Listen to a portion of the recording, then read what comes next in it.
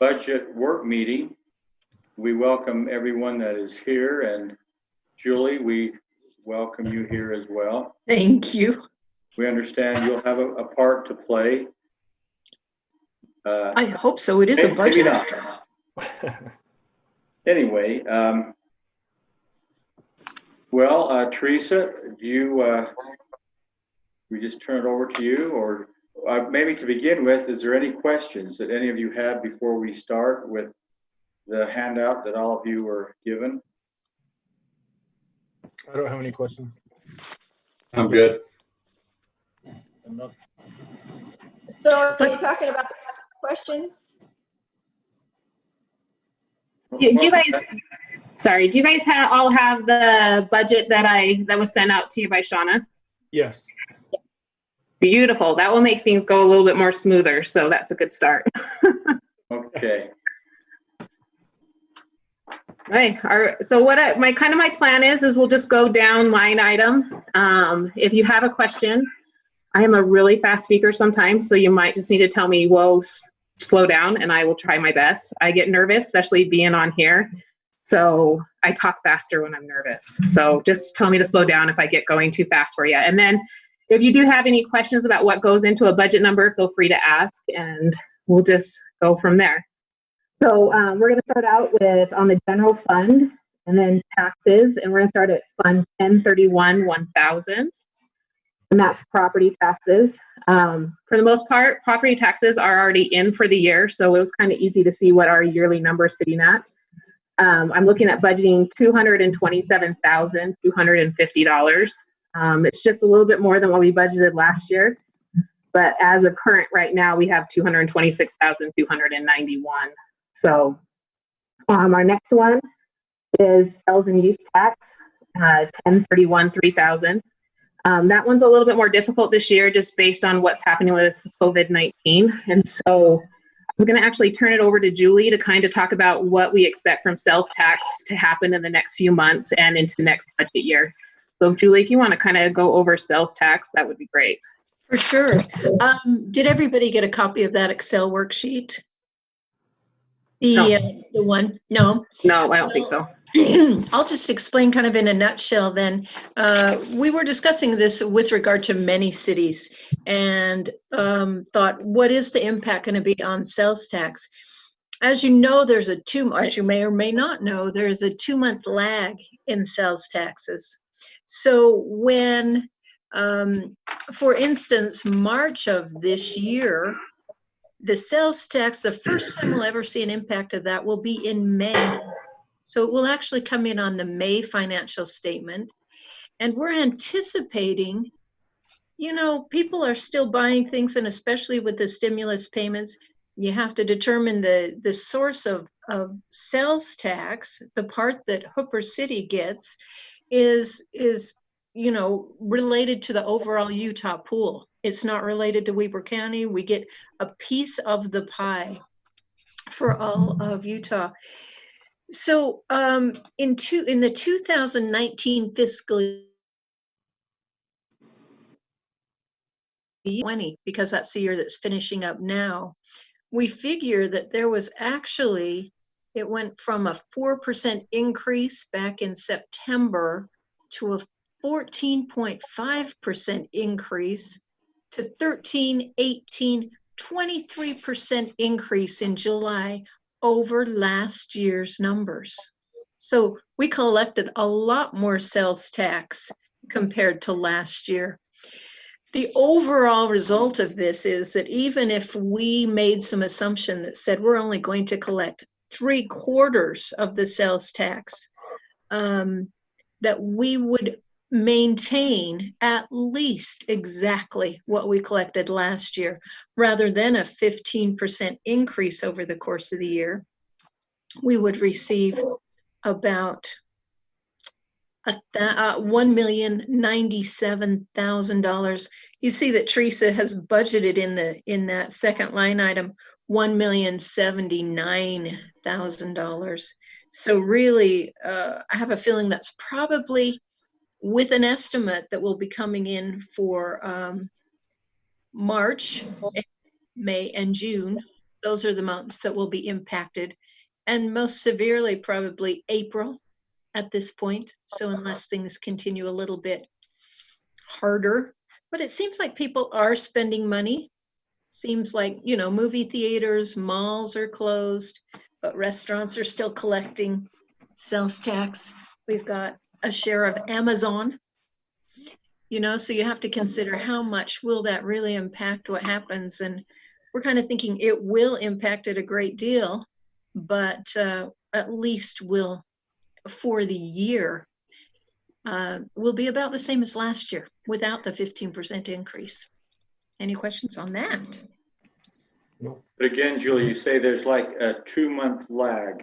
So we really won't know we're okay No. until 2 months from now. Yeah, so the first time we'll see something that happens probably will be in June, because then you'll see April sales tax come. I mean, you could see some in May when the sales tax comes collectible from March, but really it was just that tail end of March, 1 week in March. So a little bit in May, but we'll know exactly the impact in April when it comes in June. Okay. Thank you, Julie. That- So let's continue down. We're on the third line item. It's franchise. That is 1031-4000. And franchise fees, those are what come in from Comcast. So we get those every year. This year so far, we've gotten 48,000. Just because of COVID and stuff, I chose just to carry over what we budgeted last year, just in case some of their, because I know that they were giving it to a lot of people for free and things like that. So just to have a safe estimate, we're going to do 42,800. And then our next line item is telecommunications. That's another form of sales tax that we get in. That's line item 1031-4100. And that one I budgeted at 37,200. Sales tax, that's 1031-5000. We budgeted that at 104,700.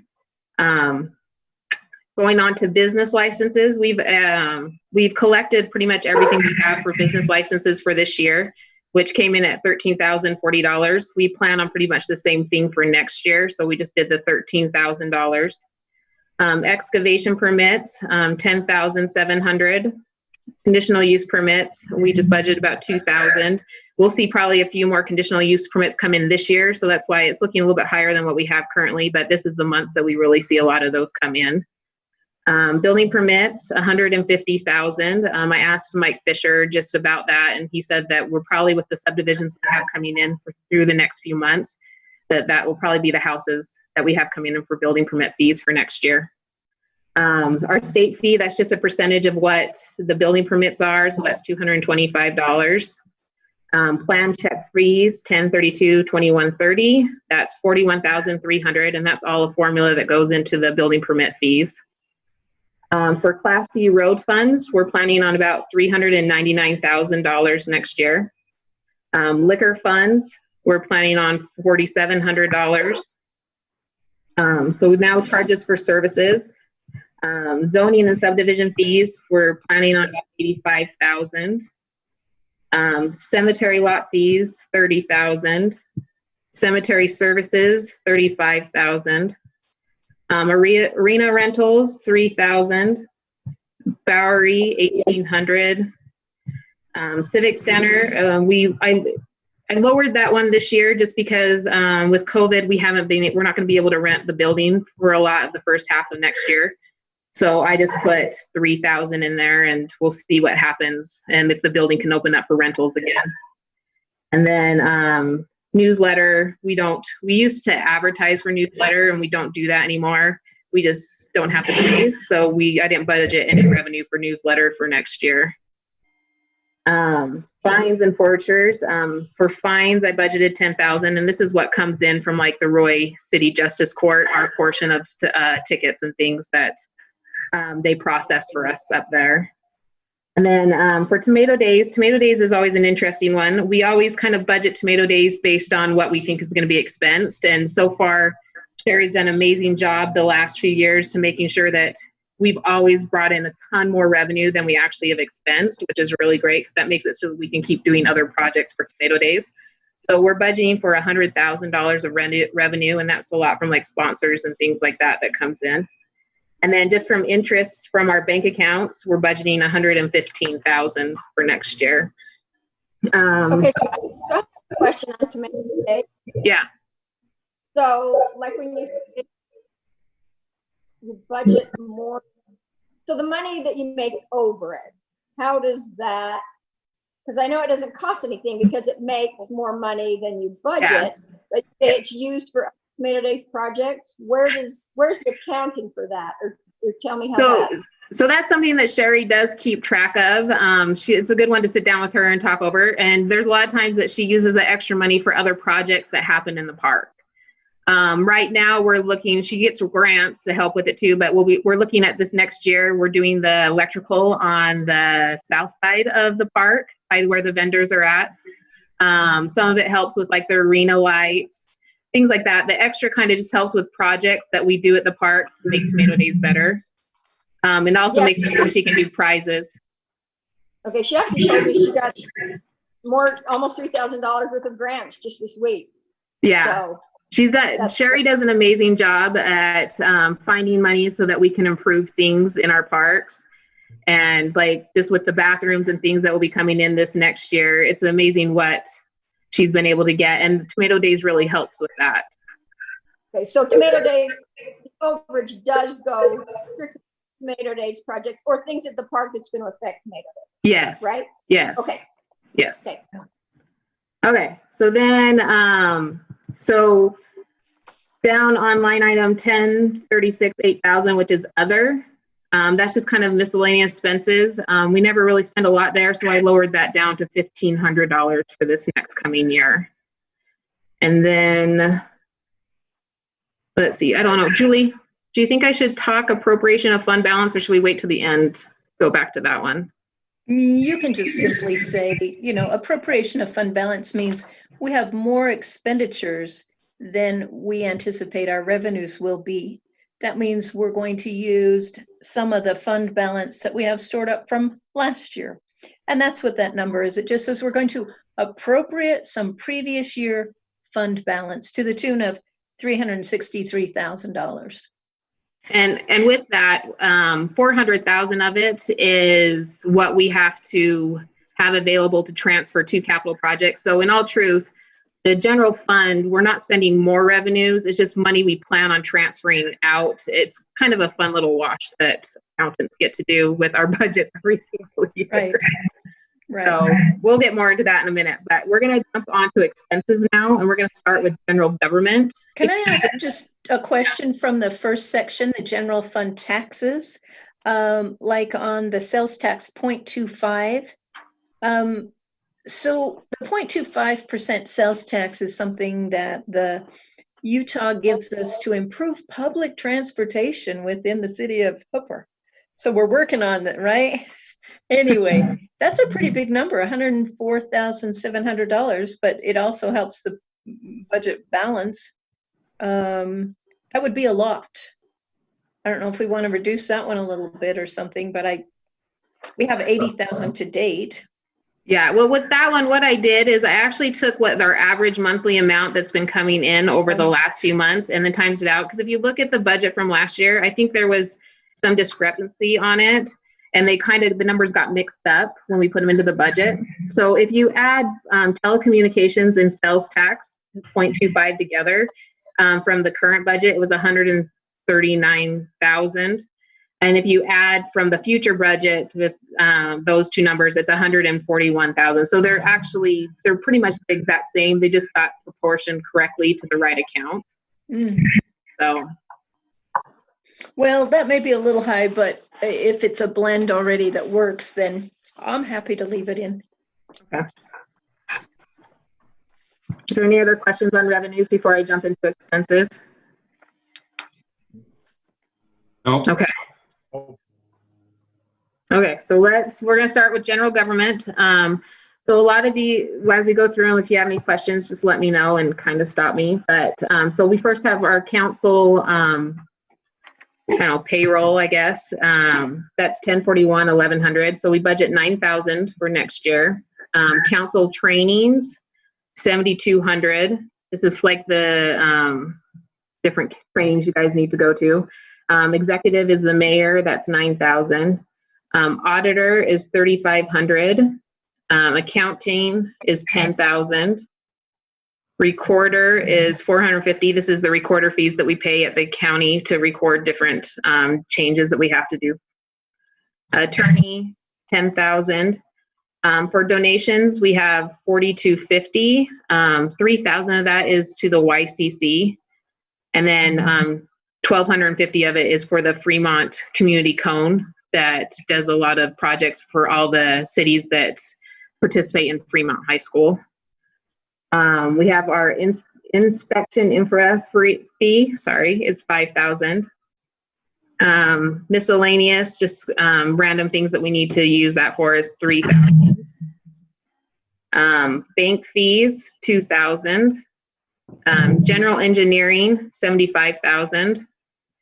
Information technology, which is like our IT guy, our website, and our email is 11,000. Computer replacement, 2,000. Memberships, 5,000. Maintenance for the city building and for like landscaping, things like that is 6,000. Utilities is 7,200. Newsletter is 2,500, and we send those out for a year. Newspaper is for like posting public notices, 2,500. Elections is 10,000. That's probably high for this year, but we didn't want to change it in case that something came up that we had to have on the ballot. So we wanted to make sure that was there. Training for office staff is 5,900. The spring fall cleanup is 10,000. And we do have our scheduled for our spring cleanup in May this year, that some of that budget for this year will be going towards. Postage, 3,000. School crossing guards is 28,900. Signage is 1,000. That's for like posting public notice. Small equipment, 4,900. Supplies, 5,000. Liability insurance, 20,000. Life insurance, 90. Salary and wages is 99,300. FICA, 8,750. Retirement is 16,600. Health insurance is 1,175. Workers' compensation is 2,340. Planning commission is 6,000. Planning commission training, 3,000. And then computer programs is 9,100. Teresa, Yeah. do you have does this include a wage increase, 2-3%? So it is. We across the based board? all of it on a 3% wage increase for this year. Okay. And so you'll see that across the board in general, parks, highway, and sewer. Great, thanks. Mhm. Is there any other questions on the general fund expenses? Teresa, what's the date on the cleanup? May, May 16th. thank you. Yep, and it will go from 9 a.m. to noon, and there'll be dumpsters at the city building and then at the Hooper Park.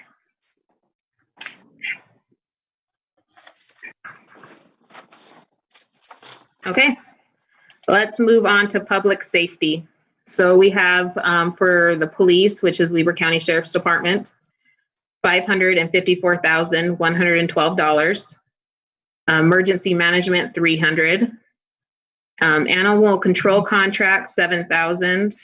Animal control bond, 29,706. Animal control, the animals is 20,200. Is there any questions on public safety? No. Okay. So for recreation, we have our youth council, and with there, we have $1,000 budget for them, but that is actually money they earned from selling drinks at Tomato Days. So we just have it, that's in there, the $1,000. Education and community promotion, which is Easter, health fair, Halloween haunt. That one's 10,000. And then Tomato Days is we plan on 100,000, and that's the same as what we budgeted for our revenue. Okay, any questions on recreation? So, on the youth council, because I'm not very bright apparently, so the youth council, how do we solicit or how do people become part of youth council? How does that work? So they actually can come in and fill out an application. They take applications usually in August. They do it based on the school year. They are always looking for people to participate. And so it's 14 to 18 years of age can participate in youth council. And the applications are here, and I think eventually they'll be online too, but I don't know for sure on that.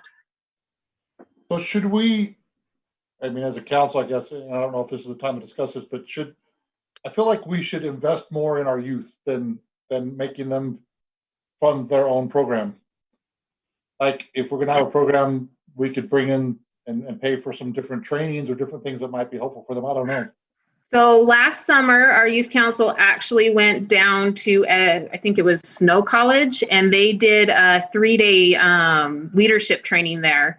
And then they also this year have gone to the state capitol, and they participated in a legislative meeting there just a couple months ago. So our youth council is actually very active in getting out. They actually did a lot for Easter too. It's been great to have them involved, and we always would just love more participation. Do they have plenty of funds then to function, so we shouldn't worry about that, or Yeah. would more funds be beneficial? As of right now, the funds they've had have covered everything, and then we just make sure the cities purchase their shirts, things like that. So not everything has come directly out of their funds that they fundraise. A lot of it's come from the city help too. We love the youth council, and we would not be able to survive without them. So we're always really grateful for the help they give us. Awesome. Okay, are we ready to move on to highways? Okay, so for equipment rental for highways, that's $13,300. For fuel, $8,100. Spray and chemical is $2,500. Crack seal is $35,000. Surface maintenance is $115,000. Reclamation and overlay is $187,000. Potholes and patching, $15,000. Striping, signage, and post is $18,000. Snow removal, salt, blades, $20,000. Sweeping is $2,000. Streetlight maintenance is $40,000. For engineering, we have $10,000. For shop, which is just general tools, supplies, and stuff, is $7,000. Training is $2,000. Storm drain maintenance, $7,000. Storm drain pumps, $700. School crossings, $500.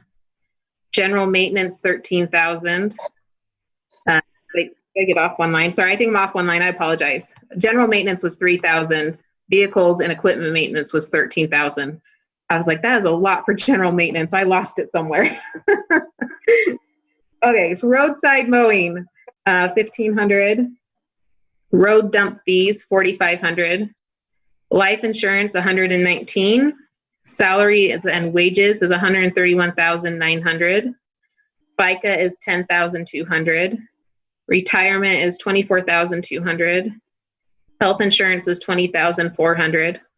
Workers' compensation is $6,100. And then public works equipment is $20,000. Is there any questions on highway expenses? I just have a question on the equipment. Why did that go? Which one? Number 101, 1010. The general. Oh, the equipment rental. 13. So you'll see that, so what that makes up is we have our tractor that we rent, our backhoe, and our mini excavator. So those are shared between all 3 departments. And so a third of each department gives a third of the cost of that. And so one of the tractors hasn't been leased yet. It's supposed to be we're supposed to lease it next month. That's when our lease renews for that one. And so that's why it says only $6,250 has been spent so far. It's just because we don't have that tractor in there yet. Okay.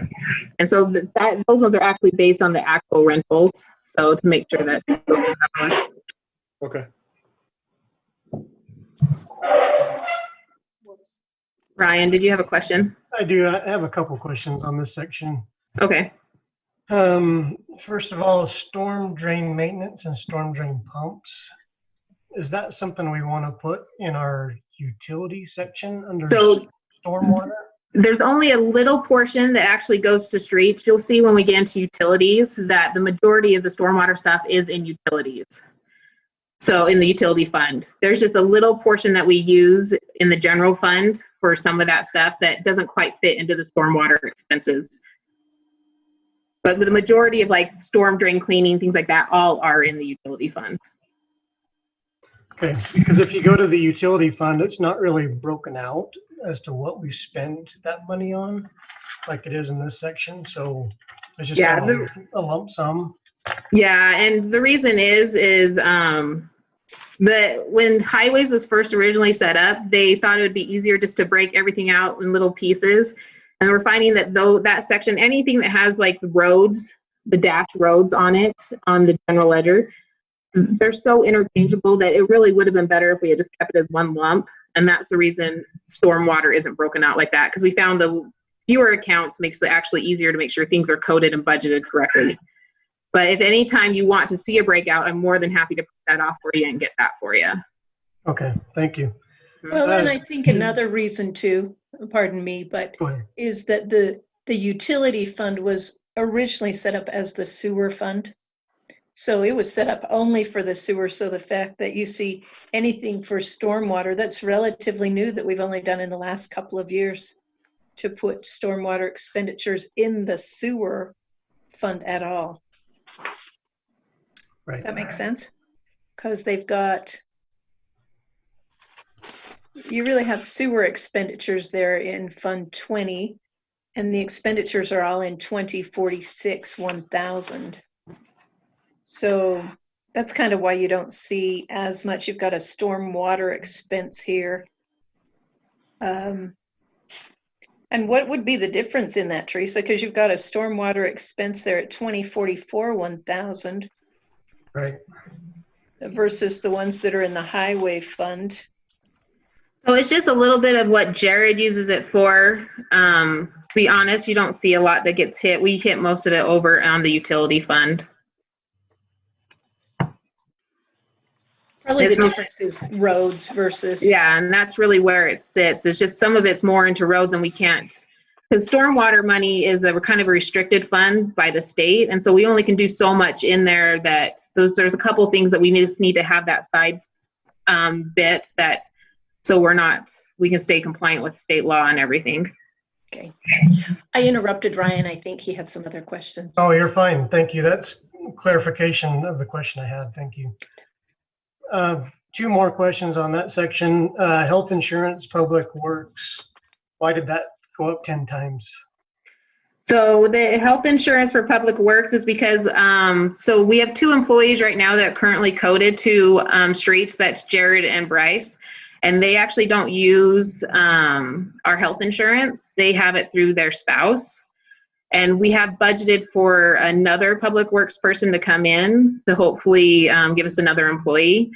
But I don't know if they're going to have health insurance. And usually when we hire a full-time person, especially a male, they do need health insurance coverage. And so I had to budget in case we had that new employee need health insurance. Okay. And then, so Teresa, in regards to that, so just working in the private sector, so $20,000. So do we pay 100% of their health insurance then? No, we pay 90% and they pay 10. For the whole family? Yeah, that's a family rate. So if it's a single person, that we wouldn't hit anywhere near that. It's just, I had to kind of guess and budget based on what we could end up with, not what I knew we could have, so. What are we hiring for? Because maybe I need a job. Well, if you want, we're hiring for streets labor, so Hey, you're always welcome to apply. I can do that. I got this. Just make sure you wear a lot of Sorry to sunscreen, interrupt okay? Got some great benefits. You got more questions, Ryan? Sorry. No, thanks, Chris. I have one more question, and this actually pertains to highways, parks, and sewer section, so I'll just ask the question now. Julie brought up the 3% increase in compensation, salaries and wages. As you thumb through highways, parks, and the sewer section, I mean, we're increasing this way more than 3%. Well, because you got to remember that we actually are putting another employee in both. We have budgeted for sewer, for the sewer director, and we have budgeted for highways. And we just hired a new person in parks. And so that you're not seeing a 3% increase there. You're seeing that we're budgeting for an additional employee. What page are you on, Ryan? If you look at 1044-6610, Page 3. Oh, well, Okay. page 3, and then on page 4, 1045-6610, Okay.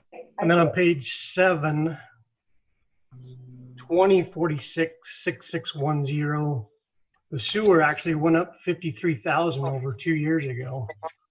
That was because Corey increased it to try to get a new sewer director in, and we had an additional employee in there. So we're paying the new sewer director that much more than the old sewer director? No, that's the sewer director and an employee. So why do we need an extra employee from what we had before? Well, they're actually, so you got to remember that they're split between 2 departments, and so portion of like one department has half of their wages and the other department has the other half. So it's one employee, but they're just split between 2 departments.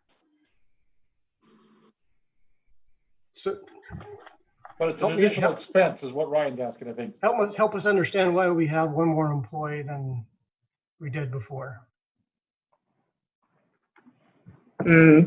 Because they're budgeting to hire somebody new. I don't understand I'm sorry, I don't know how to answer your question, Ryan. I apologize. That's Maybe the okay. question's to the mayor. Yeah, maybe. Mayor, why do we need an additional person? Do you know why the workload's increased as such that we need to hire another person? You know, when we reviewed this, what we had hired or planning to hire back was just replacements. I don't know that we ever discussed hiring an additional employee over and above the sewer director. Yeah, I think that's a good question, Ryan, that you're posing. If we're adding staff to the city staff, what's the demand or why? Who's accountable for that? Jared then? Well, that would be the department you're asking on, right? One of them, right, Ryan? Yeah, I mean, it's parks, highways, and sewer, so it seems to fall under public works. So it sounds like we probably need further detail on that, right? And when we do hire an additional employee, does that come before the council to approve that, or does that just happen with the staff? Well, if it's been budgeted for, then it wouldn't necessarily come back to the council. But we probably need to get that question answered if there's an additional employee over and above what we had. You know, we have had a couple people that have quit, but we will check that out if there's an additional employee over and above what we have normally had. Okay. well, Teresa, do you have the worksheet that goes with that? Because I there's do. always something that we've got in there. Because I've been running some numbers here, and you've got, for instance,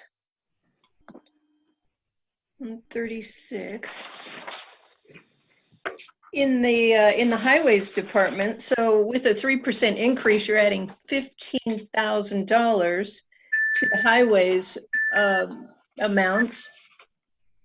And with the parks, with a 3% increase, you're adding $26,000. So overall, and in the sewer, you're adding $13,000. So if you split up an employee, that would be somebody, if it was one person, that would be about $54,000 of increase. So whether that's one full-time person or a couple of, additional parks people, that's how much is actually added to the budget. 15 plus 26 plus 13 is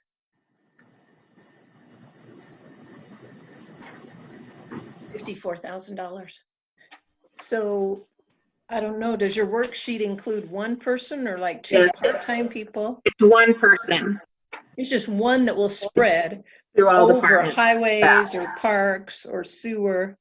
I Yes. don't know, Ryan, does that make sense that there would be It does, but one person split everywhere?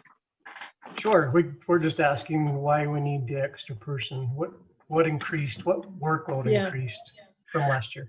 I know one of our biggest thing is every time we get another subdivision that comes on, we have retention ponds, that there's a lot more mowing that has to happen. And so that in itself adds a lot of workload on. That doesn't seem to justify one whole person though. Well, that justifies $26,000. That's what's in there right now. So they increased by 26,000. So are there other things that were included in that conversation? I mean, maybe that was just something in the justification worksheet somewhere that says, yeah, we were going to hire half of a parks person and a third of a highway person and a third of a sewer person, something like that. What do you think? Was there other justification that we talked about other than, just retention ponds for mowing or? I would have to ask Jared. I don't know for sure on that. I'm sorry. Okay. So let's get feedback from the mayor like he talked about and address it Okay. at a future point. Yeah, we All can. right, we'll find out if that really was an additional employee that we had planned on, or just bringing the staff up to where we had been. Okay, That's, we'll find out on that. You have more questions, Ryan? that's it. Thank you. I have a question, Teresa, if I may. Mhm. So, when I look, and I know this is a small little piece, but look at street lights, which is, 1044, 1545. yeah, that one. So this year we budgeted 26. We've overspent by 15 because we keep growing, I'm sure, and it's got crazy. But if we're going to budget this next year with what we did this year, and we continue to add subdivisions, are we not going to be under budget again? Well, this is what I kind of thought on that one is, so this last year and a half is when we brought on Black & McDonald to do a lot of our streetlight repairs because we had a lot of problems going on throughout the city. And so there's been a ton of repairs that had to happen in the last year and a half to get everything fixed and working. And what we're seeing is there's been a great number, like our complaint level or our request in for streetlight maintenance has gone down a lot. So I'm thinking with the new addition of subdivisions and with what they've already done, that we're probably still safe to just budget for what we've already spent this year because a lot of the repairs have been done over the last year and a half. Very nice. Okay, that makes total sense. And we will look at that in the amendment too. You'll Yeah. have some kind of those considerations when we go back to amend the 2019-2020 budget.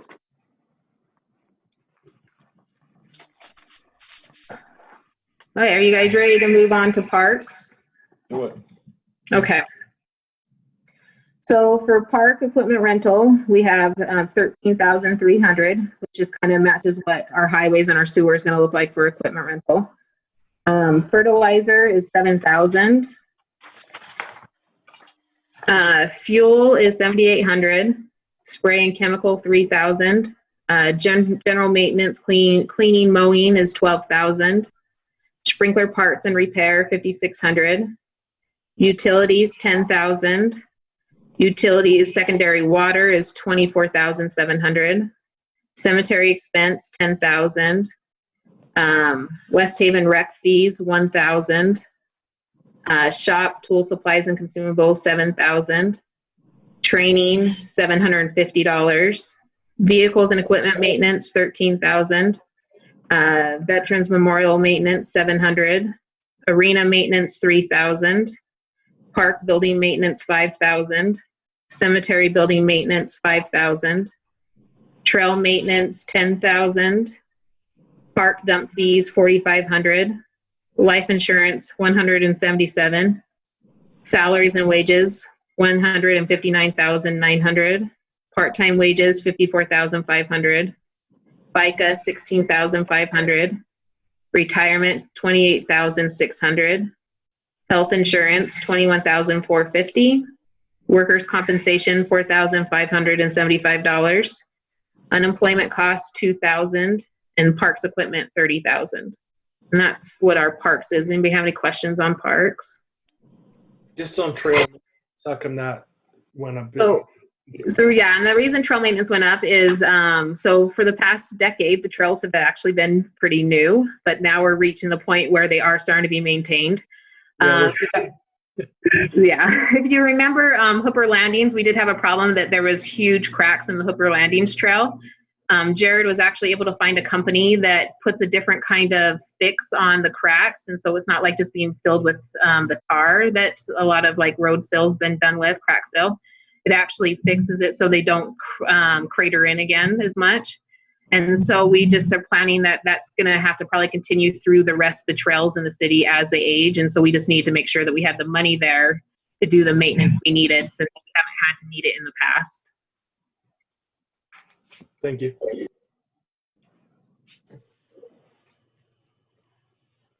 Okay, are you guys ready to move on to community development inspections?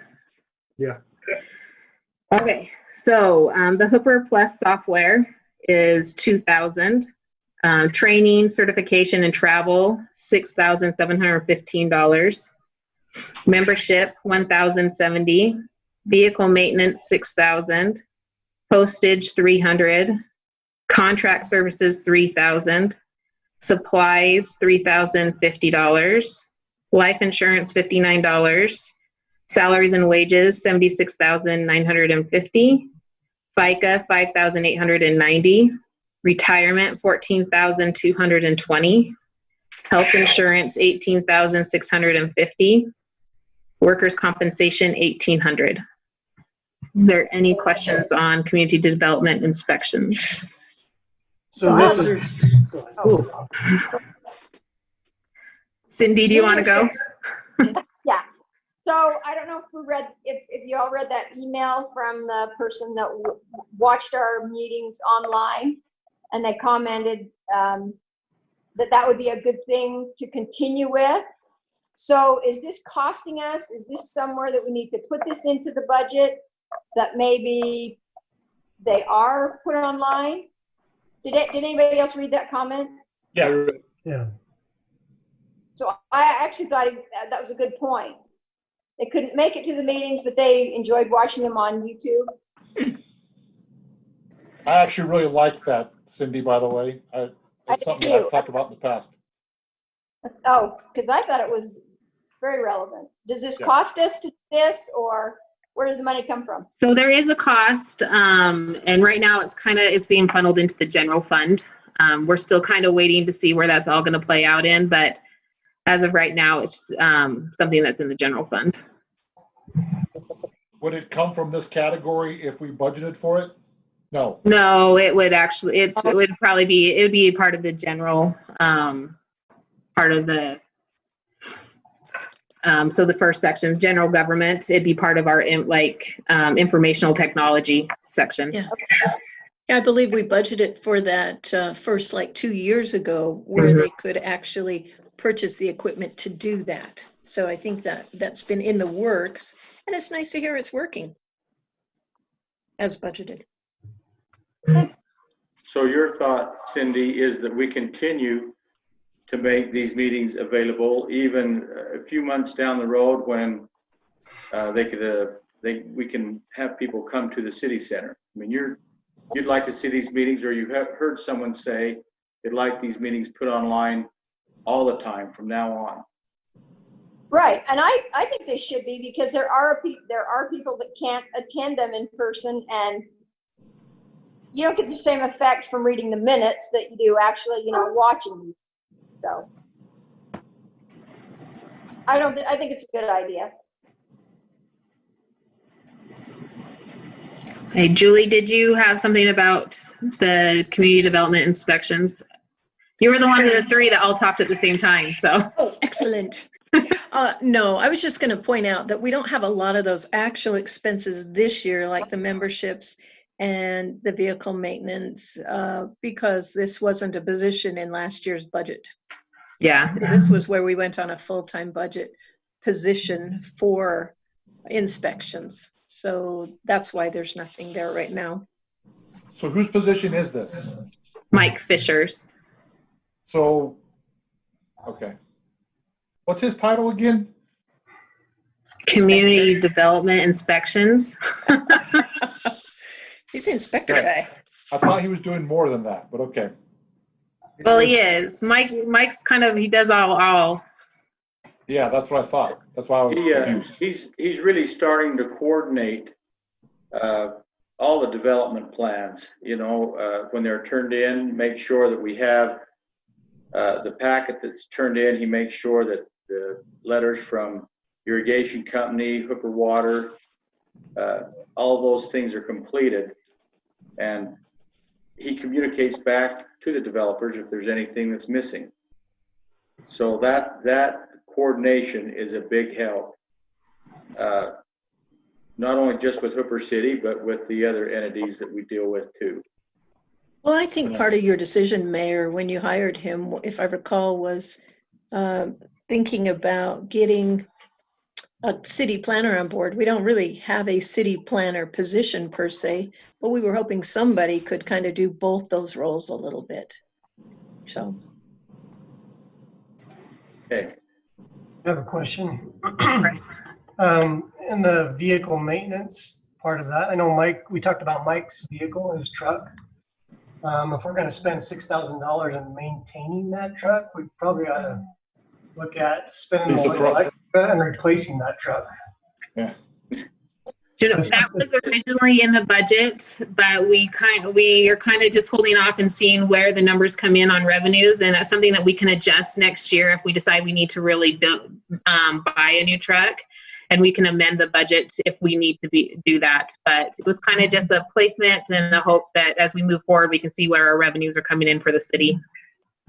We also talked about using that truck as a VIPS vehicle. If and when we ever replaced it. So, another thought to add to that.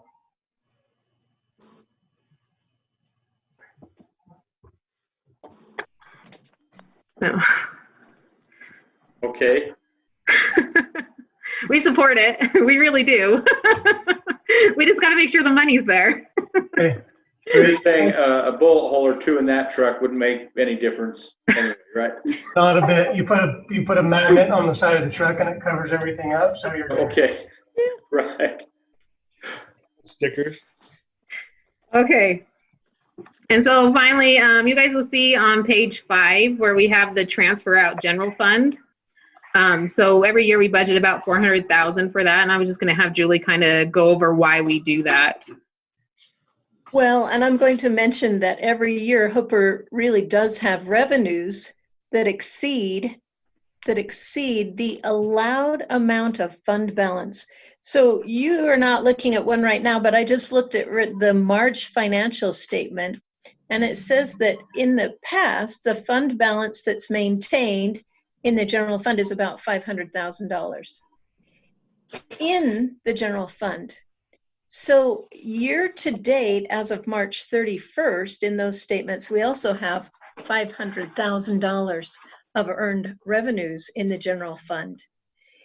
So there's a state law that says we can only keep in the general fund 25% of total current year revenues.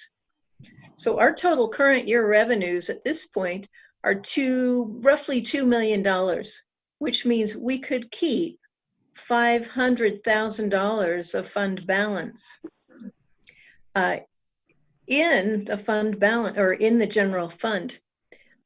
The state has this requirement because they figure that cities should be constantly building up, working on capital projects, and so they can't keep the money in the general fund.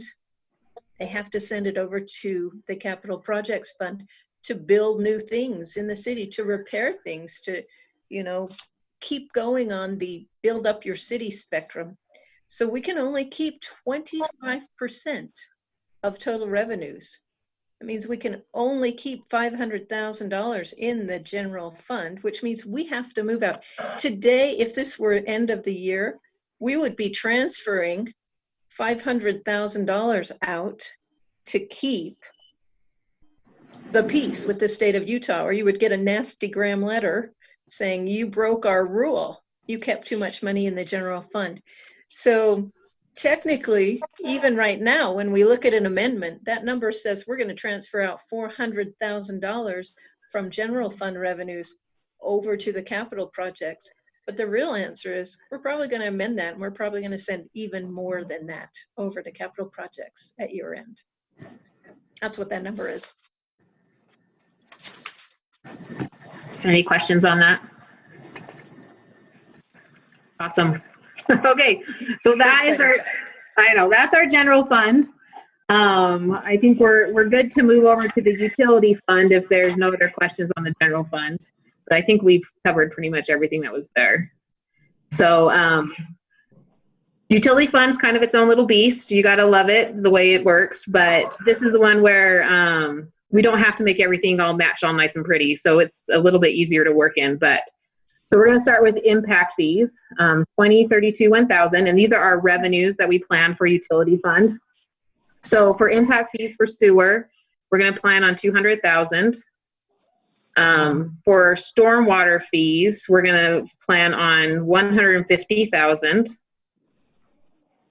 Charges for sewer services, sewer charges, 1,207,900. Finance charges for sewers, these are our penalties for late payments and non-payment, is 22,000. And then new sewer connections, about 20,000. And then Does that for include growth? growth on new sewer connections, yeah. And I mean, that's usually outside of the development where the new sewer connections come in. So a developer doesn't really hit that portion of new sewer connections. It's for those who are like the onesie twosies that are outside subdivisions that we plan on that coming in from. For charges for garbage services, garbage charges, 450,000. Charges for recycling service is 77,200. And then finally, for other revenues, interest, 25,800.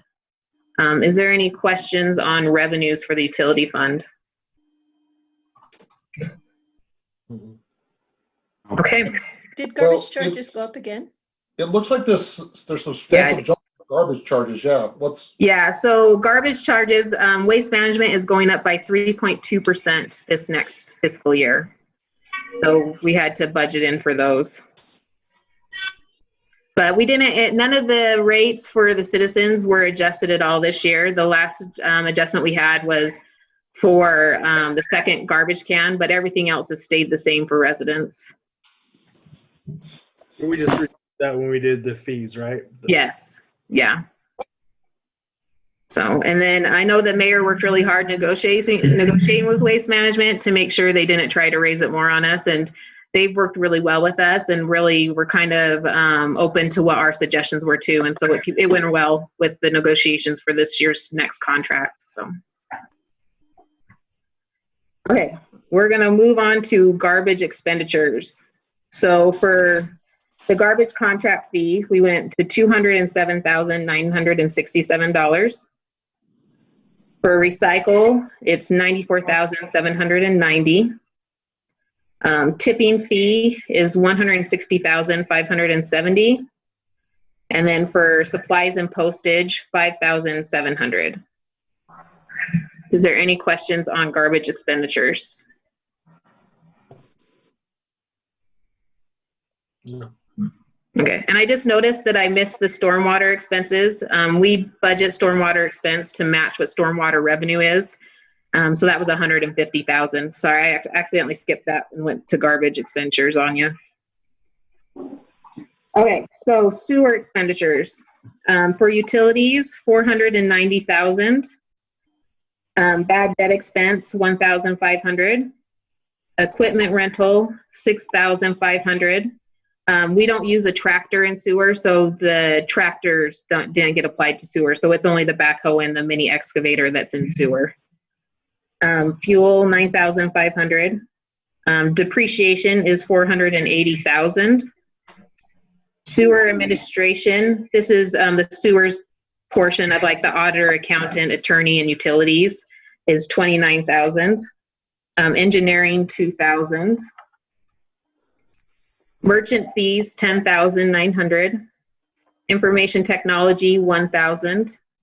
New service connections, 9,900. Shop, which is tools, supplies, and consumables, is 3,200. Training and certification and travel, 2,000. Software support is 2,500. Sewer general maintenance, 1,800. Vacuum system maintenance, 35,000. Vacuum station maintenance, 70,000.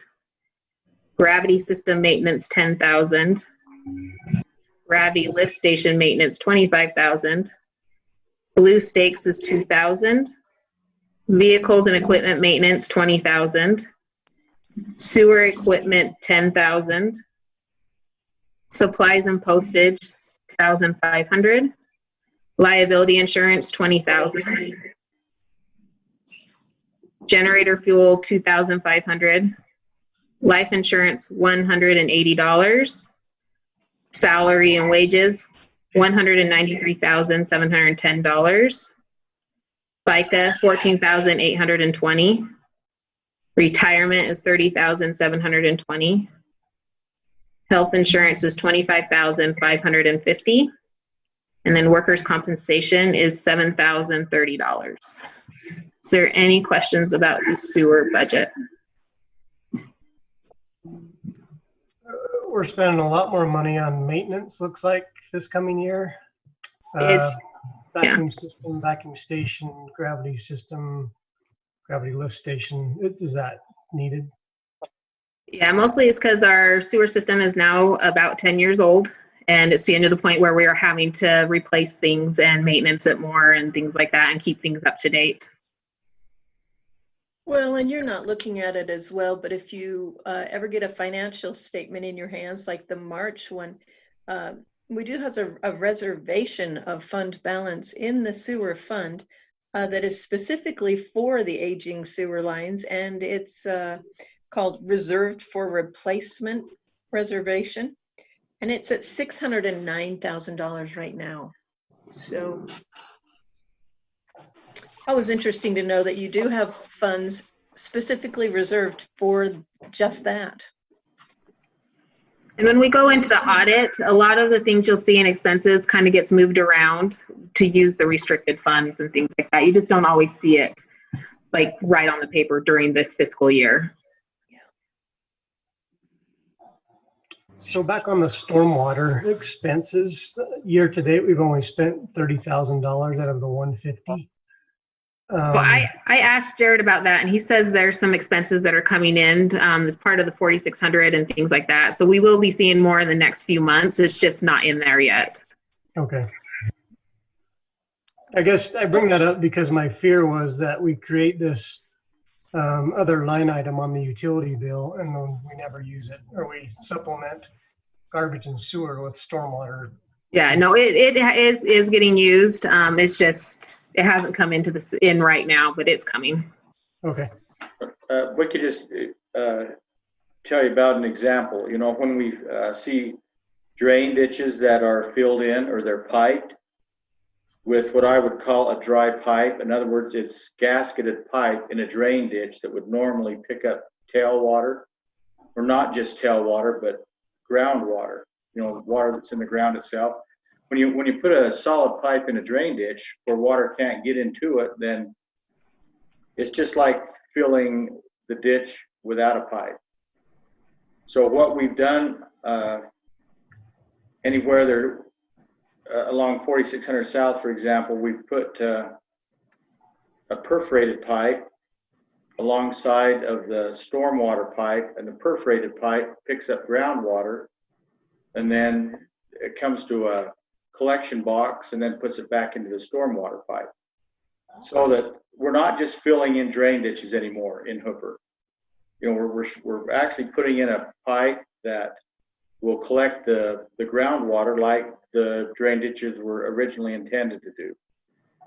And right today, we don't have an ordinance that requires contractors to do that. Hopefully in the future we will have, so that we're just not filling ditches that at one time had a really important part to keep our groundwater down. But 4600 is a real good example of that, straight east of you, Ryan.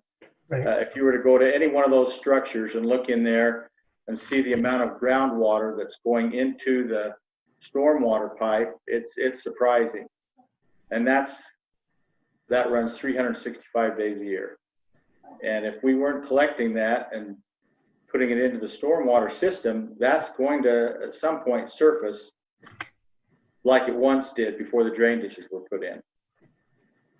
So there's a good example of that straight east of you. Well, and I think it's kind of like the parks expenditures here in the utility, the sewer fund, the stormwater fund. That was what you're looking at is winter time here. So in the months of April, May, June, we still have 3 months that are the warm weather months where they actually will be working on stormwater projects. So it's been cold up to this point. Yeah. Kind of.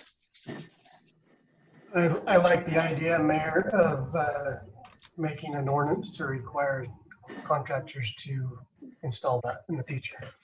To be continued. Sure, I think so too.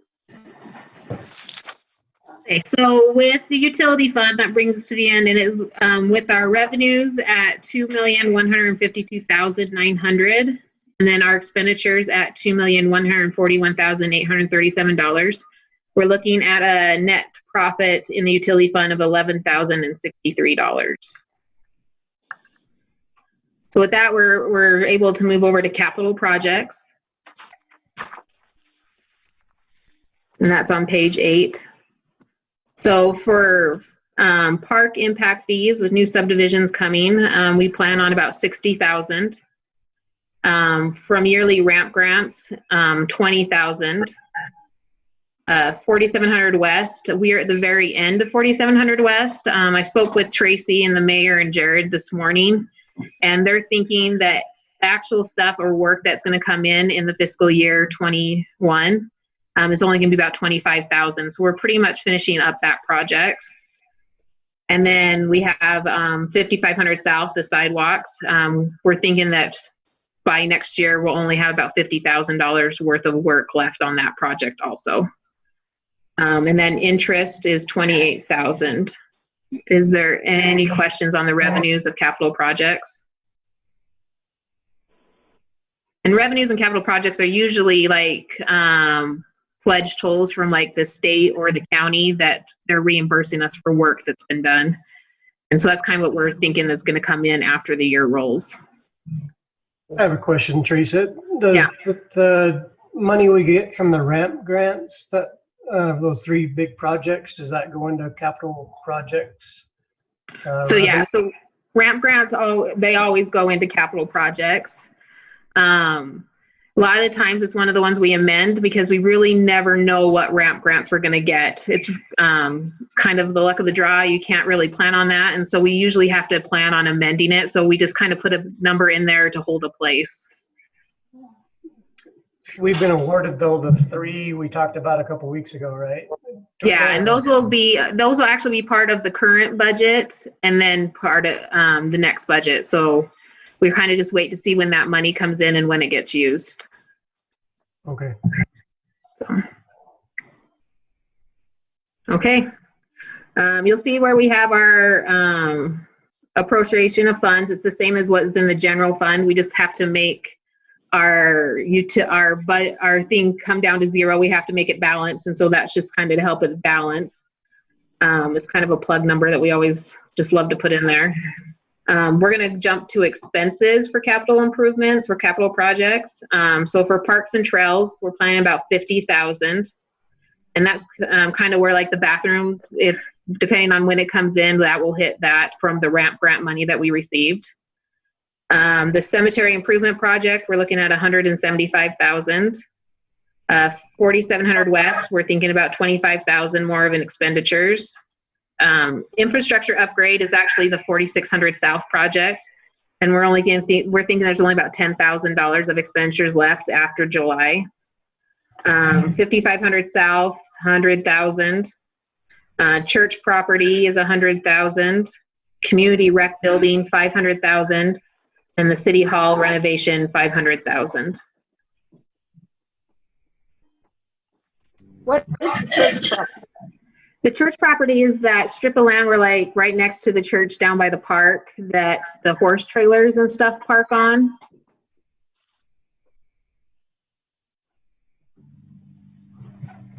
So those last, I don't know if it'd been talked about before, but the city actually owns the piece of ground that is on 5500, the church that's on 5500 South. There's a piece of property that's on the west side of that, East Chapel, yeah.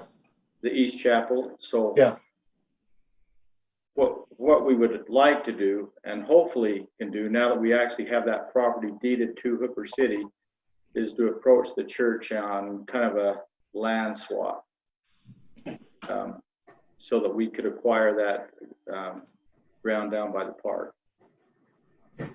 My understanding is, Mayor, I thought that we have approached them and they said no. right, But I think there was a time when we didn't actually have it deeded to Hooper City. You know, the county's the one that actually had the ground in their name, so to speak. But since that time, it's actually been deeded to Hooper City. So I think we've got a little stronger negotiating chip now, maybe than what we had prior to that. Good. so those last three line items, the church property, community rec building, and city hall renovation, we had those exact same things on last year's budget. Are we still all on board with the same projects going forward, or are we I think thinking something Right. else? Yeah, that church property, you know, we would hope it wouldn't cost us Mhm. anything, but that number's just placed in there to keep a spot open. Yeah, it's like a savings account. Think of it like a savings Like a account. We're savings account. slowly working our way up to it. Right. Well, and I'm looking again at the financial statement at Fund 30, the Capital Projects Fund balance.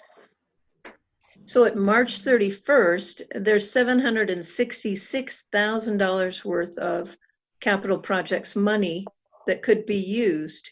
And if you say we move $400,000, as we talked before, into the Capital Projects Fund for capital projects, we would have $1.16 million of fund balance before you start fiscal year 2021.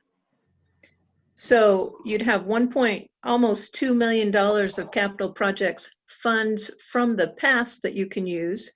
And then you're planning on using, if you did everything on this list and it happened just the way we budgeted, that means you would spend $877,000 of that $1.2 million. So you'd roughly have $400,000 left in the capital projects fund. So what about the other ramp grant projects, like the arena lights, the pavilion park? Do they need to be in there also?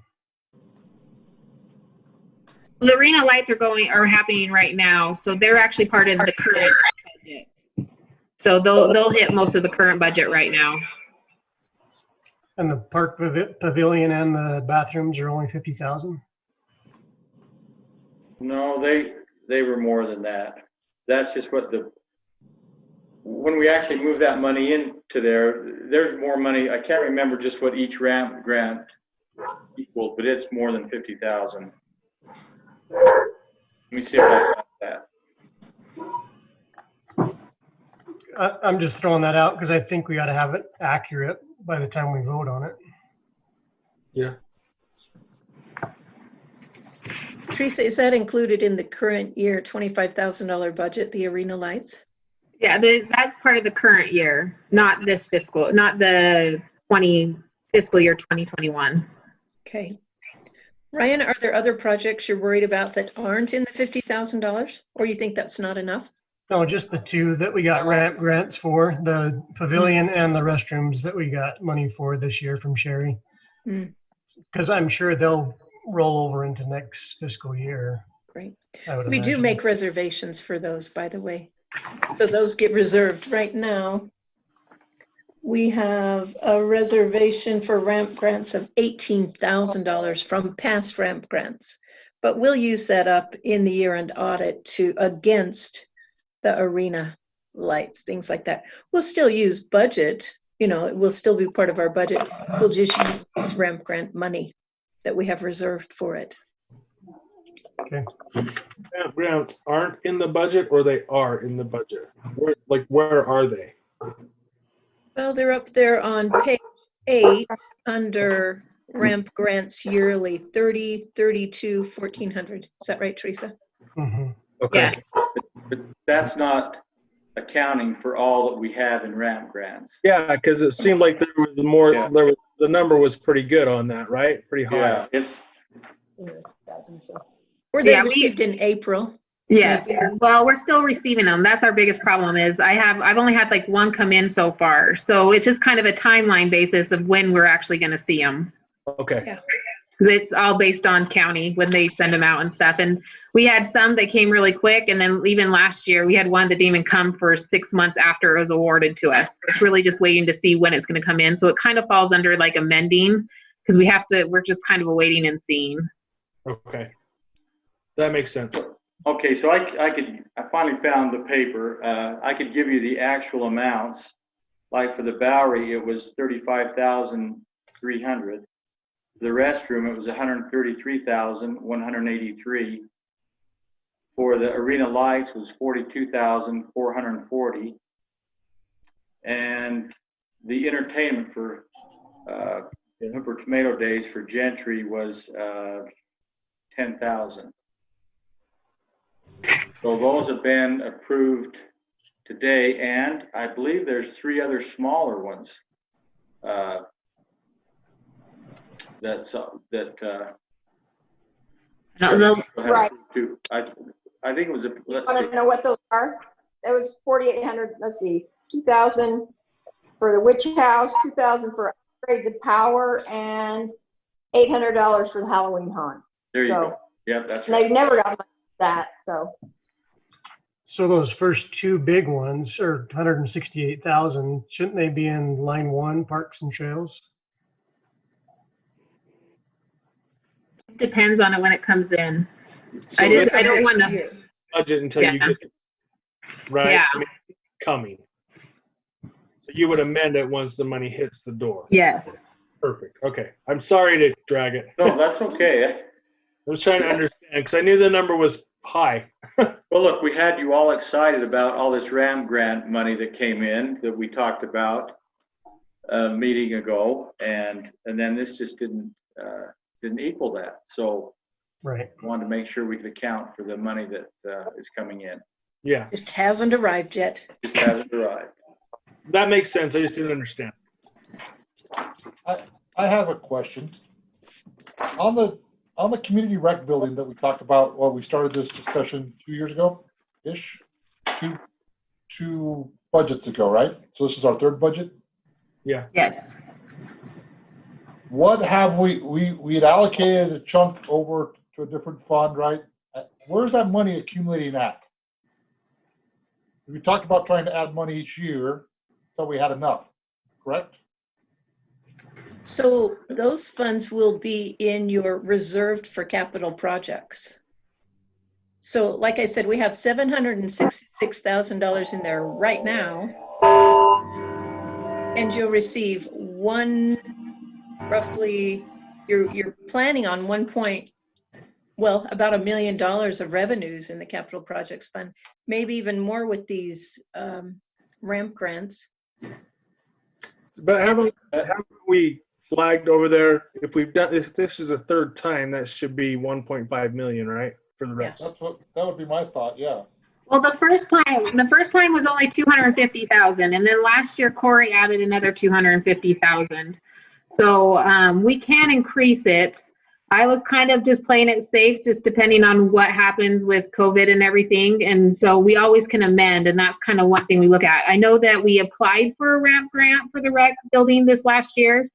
We weren't accepted. They had a large amount of applications this year, and so we just keep hoping if we keep applying that they'll see that this is what we're serious in, and that's what we're working for, so that we can get some of it from ramp grants. Okay. But we can add more into it if you want to. That is completely up to you guys.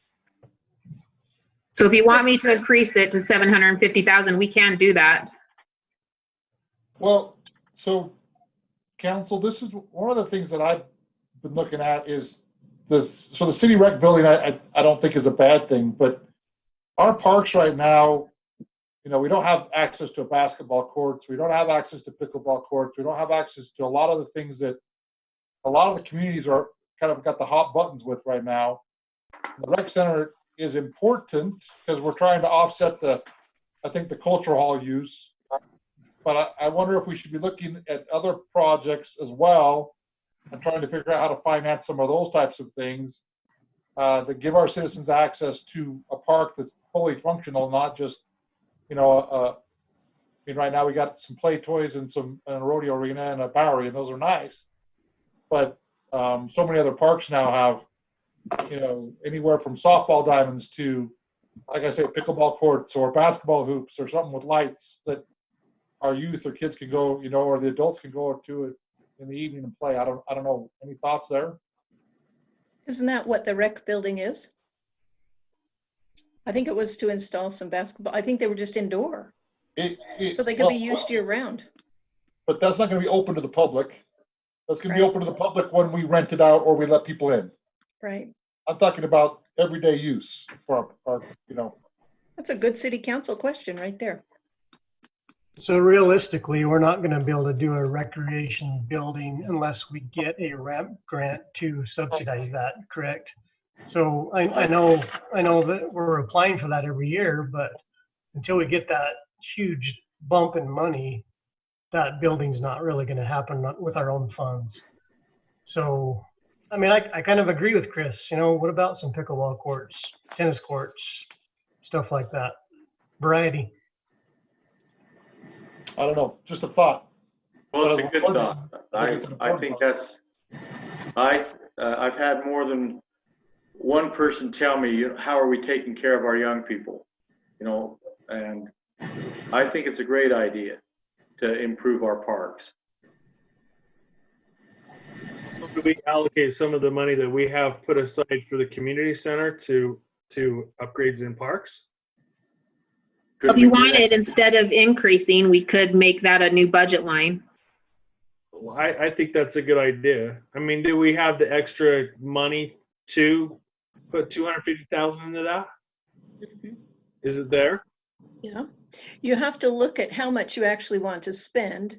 So with all of the items here that are in this budget, you're going to use up 877,000. So that number on page 8 that's called appropriation of fund balance, that means that with the current expected revenues, you will use up $877,000 to build all of these things in the capital improvements section on basically a $1.2 million capital projects fund reservation.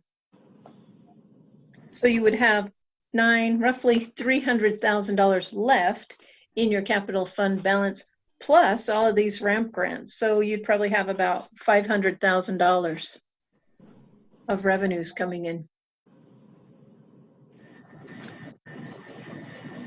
And it's kind of your decision whether, you know, that's where you want to be. Say, well, what's our long-term capital project plan? What do we want to spend our $1.2 million of fund balance on?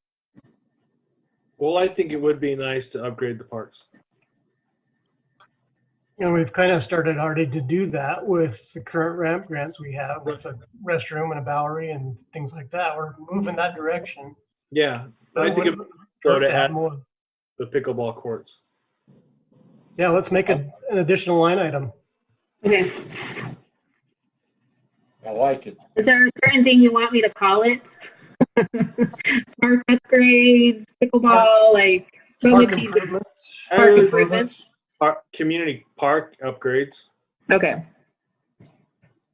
And we can talk about what those are in detail in the future, you know, where we want to put them, what they want to look like.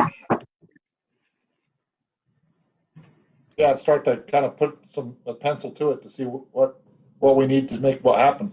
Mhm. Okay.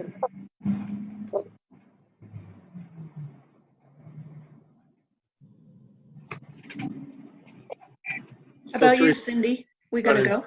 Wasn't in that then, is that what you said? You'll do 250 in that? Yes. Thank you. Mhm. Did we add, so I know we're at the bottom now, at least of my spreadsheet. Did we add any more monies? And I don't know why I missed this, for technical infrastructure as we continue to try to develop that, or did we just kind of keep it the same? That was at the very top, right? Sorry, you cut out on me, so I didn't hear what you said. Can you say that one more time?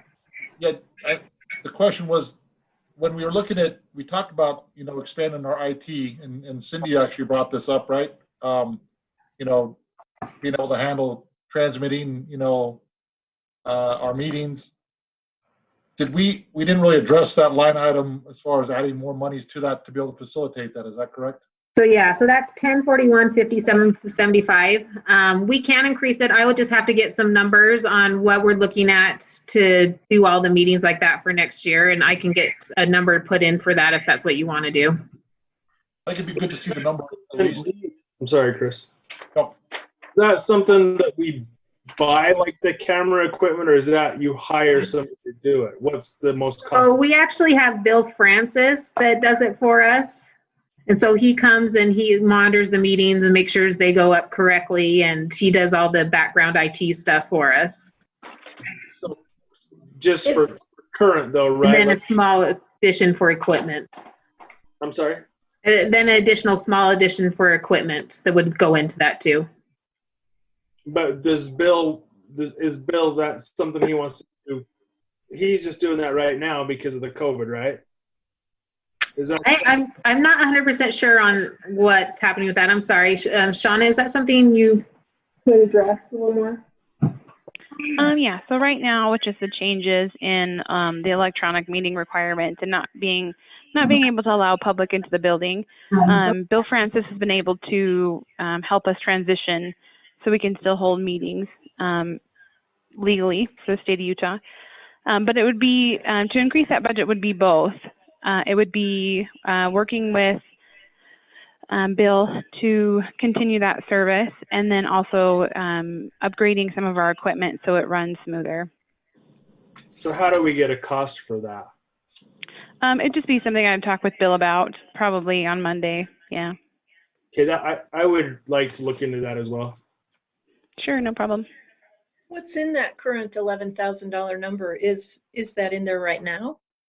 So yeah. So Bob, we have our IT guy, and then the website and the email is what's currently in there right now.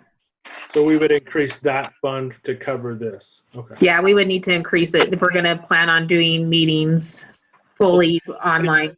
Does everybody feel like that's what the direction we want to go? Didn't we talk once about doing Facebook Live? Yeah. For that requirement? Yeah. Yes. So what kind of cost? Yeah. Is that? So right now, like the meetings stream on Facebook Live and then on YouTube Live. And Bill kind of monitors those and ensures that what goes out to the public is it's just got like a real professional banner on it, so they know that they're watching our actual meeting. Okay. And so it would just be having a meeting with Bill, and then understanding the cost for the next year, how much that would be. And then there would be some equipment that would be needed And that would be to like, if some of the mandates for the COVID restrictions for social distancing and the number of people that are allowed in the building, as those are lifted, it would still be having Bill here and probably like how we did our very first meeting. He would still, everyone would still be in this building, and he would just be streaming that both to Facebook and to YouTube. Yeah, I'd love to see the cost. So Shauna, does those, tomorrow, there's new lesser restrictions. Does that help us as a city? It does a little bit. So some of those restrictions that are that Weber Morgan Health Department has released, they still are adamantly saying, look, you need to keep social distance, that's for sure. And then they're encouraging the use of a face mask. But then it's still limited. So it's still 20 people or less. Yeah. So though we could technically have the meeting here, it would be again like our first meeting where it's like we can't lift the restriction on the number of people that come into the building. So if by off chance we had a meeting and there were more than 20 people and we had to turn someone away, then that's not necessarily, a thing in the city should do. So it would be continuing with maybe not like Zoom meeting, but like how we had the first meeting, where we were in the chambers and then it was streamed. Yeah. Until those restrictions are lifted to the capacity that's allowed in our civic center. Is that how we're going to have next week's meeting? We're going to go back to the city building? We don't know yet. I'm so sorry. Okay, no worries. Yeah. This may be a practice for it right now.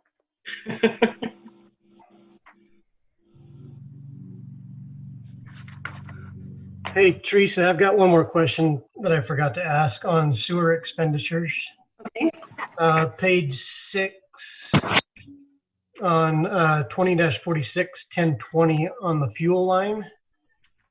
We've increased that by almost $2,000, and I was just wondering, with fuel costs going down now, why we needed such an increase in fuel. Mostly the reason I increased it was to match what the fuel was for highways. And then I think that one also has a generator fuel that we have to do an additional purchase from that highways and parks don't have to do. And so like our fuel is all broken into thirds, but then we have to purchase generator fuel. And so that just gets added to sewer. And I think I made it so it reflected that better.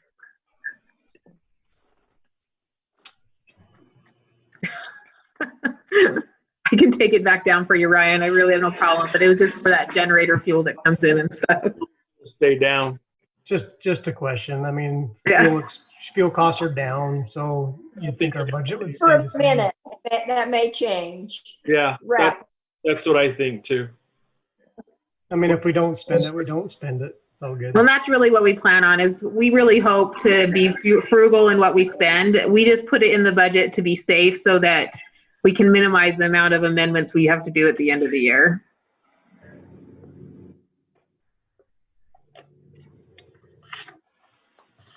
So I guess I have two questions at this point. You've been talking about information technology in the general fund, 1041, 5075. Is there an amount that maybe we want to estimate so we can include that in a preliminary budget for 2021? That's my first one. I think that Shauna should talk to Bill first to find out how much, right? Yeah. Yeah, Sean is gonna get us and I'll have it before we present the budget for public hearing next Thursday. I'll have that number for you guys and it'll be put in there and then we can take it back out if we need to, but at least you'll be able to see it in there. Okay. But she'll get that number and we'll make sure it's in there before the council meeting next week. Okay. I didn't mean to cut you off, Julie.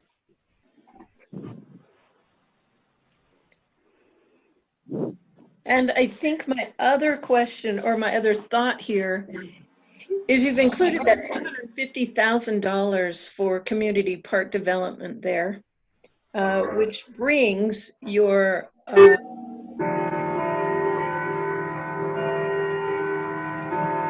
there's an hour being told.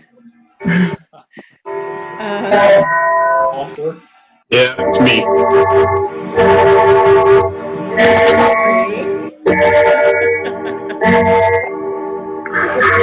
a while. Fancy. So you've got your appropriation of fund balance now in the capital projects fund at $1.1 million. So that basically uses up your capital projects fund balance at the end of 2021. I'm just a little reluctant to use everything that's in there, and I wonder if you want to reduce maybe something else that's in there. You've been talking about the community rec building. Is that something we're going to go with? Is that something that an indoor facility in Hooper City? And I don't know if that's something you say, great, we're going to charge admission for, or make it available for use. Just a suggestion there. Realistically, in 2021, we're not going to build either a rec building or a city hall renovation, correct? Neither one of those two things will happen in 2021, right? Well, if somebody makes it happen. Well, as far as the city hall renovation, there's a thought that if we get the new restrooms, that we would take the restrooms that are attached to the building, you know, because those are, if they ever flood or anything, the water just comes right into the building. I think you're all aware of those restrooms. It's on the east side of the city center now. We thought of kind of remodeling that as a storage area so that you would actually access it from, you know, the large room on the north side of the building, and then be able to access it from inside and have an area for where file cabinets could be kept, just a storage area, because there's very little storage in this building at this time. So that would be one city hall renovation that could come into play once we get the other restrooms installed, you know, from the ramp grant.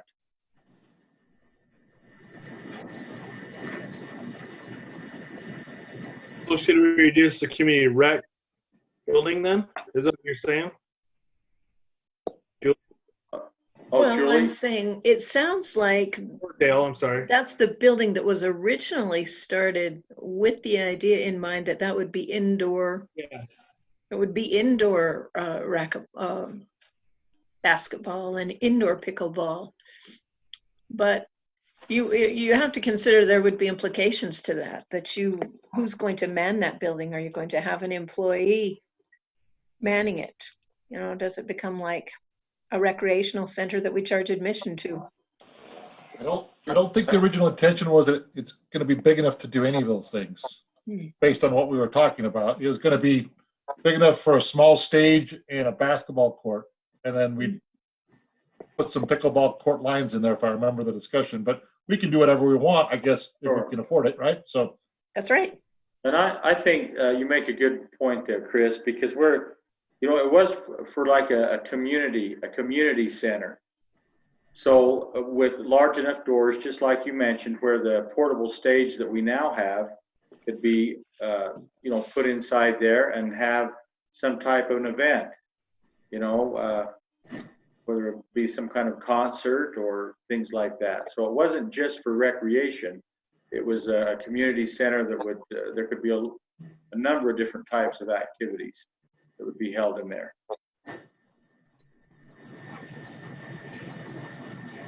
yeah, I mean, that was my discussion, or my memory of the discussion is we were concerned with the LDS church and using the White Culture Hall and that going away, that we need a facility within the city to be able to use for Hooper Tomato Days, to have indoor stuff, to be able to have, you know, some community events inside. Right. Basketball's a side, you know, benefit as well as the pickleball courts, but I did never see it being open like on a daily basis. My thought was that it probably will be locked unless somebody reserves it or there's an event, but we could look at a different option there.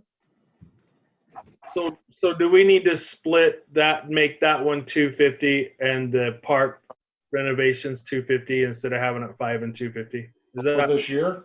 suggesting? Well, again, without a ramp grant, realistically, we're not gonna build a rec center right now. Right. So take the park improvements out of what? Out of the 500. Is that what you guys want me to do? Well, I actually made a note of putting an additional line item there for park upgrades for 250,000. That's what I wrote. That's what I understood us talking about earlier. It is, but you said that we're spending everything in the capital improvement fund. Yeah, it If would we all come spent it. there. Huh? It would all come from the capital improvements, right? Correct. But that puts our capital improvements at 0, right, Julie? Right. So if we reduce the community to 250, then that puts us so we're in the black instead of the red, right? Yeah, we'd still have 250 to play with this. Yeah. Right. And that's what you're suggesting. Am I right, Julie? Yes, and that's not discounting the fact that you say, okay, we'll put both of these in here, but on the condition that we get a ramp grant to build the community rec center. Yeah, we can bring our capital projects fund balance to 0 in the budget unless, but we're not doing it until we get additional ramp fund grants to do it. You can conditionalize that. I like that. And it could be, ramp grants could also be used for pickleball courts. I mean, we could, whatever we can apply for and get the money, we could add that to that part, whether it be a rec center or park upgrades. But if we already have the line item in there with a certain amount sitting there, then we'll just keep applying for ramp grants until hopefully we can get it for a community center. But in the meantime, we could still be upgrading the parks. Okay. Is that? Like it. That sounds good. That makes sense. All right, so I'm planning on 500,000 for city building, 500,000 for rec building, and then 250,000 for park upgrades. Yes. Okay. Condition that we get a ramp grant, right, Julie? Yes. Right.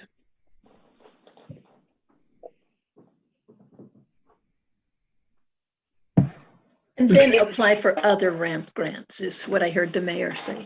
Yes. Is that, you know, if we can get some help, you know, making pickleball courts, let's do it. Yeah. Sure. Okay. Is there anything else about the budget and you guys want to discuss, or I can just make sure that you guys have everything before council meeting next week? That works for me. I'm good.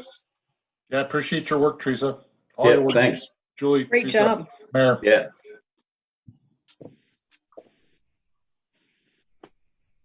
That was a thumbs up, right? That was a thumbs up. Way to go, Teresa.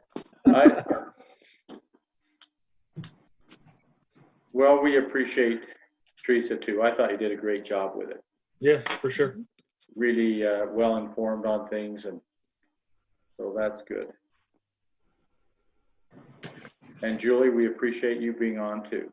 Well, thank you. And I brought treats for everybody. Come on over. Okay, what's the ad? Don't I give made it all homemade time. cinnamon rolls. Sweet. Maybe next time. Well, if there's nothing else and everybody thinks that we have reviewed that budget as much as you would like to, I think you did a real thorough job of that. So I think we're on track with some good things in Hooper City. Any closing comments? And Shauna, I don't know, did anyone actually email in any comments that they would want to ask, or? No, not at this time. So the only comment that we got was the one that I had forwarded to you earlier yesterday from, I don't have it in front of me. It was a gentleman that was just stating that he enjoyed the live feeds and would like us to continue. Okay. Yeah. All right. Well, very good. Well, if there's nothing else, then we'll adjourn this meeting. Awesome. Hey, thanks, guys. Okay, thank you. Thanks a lot.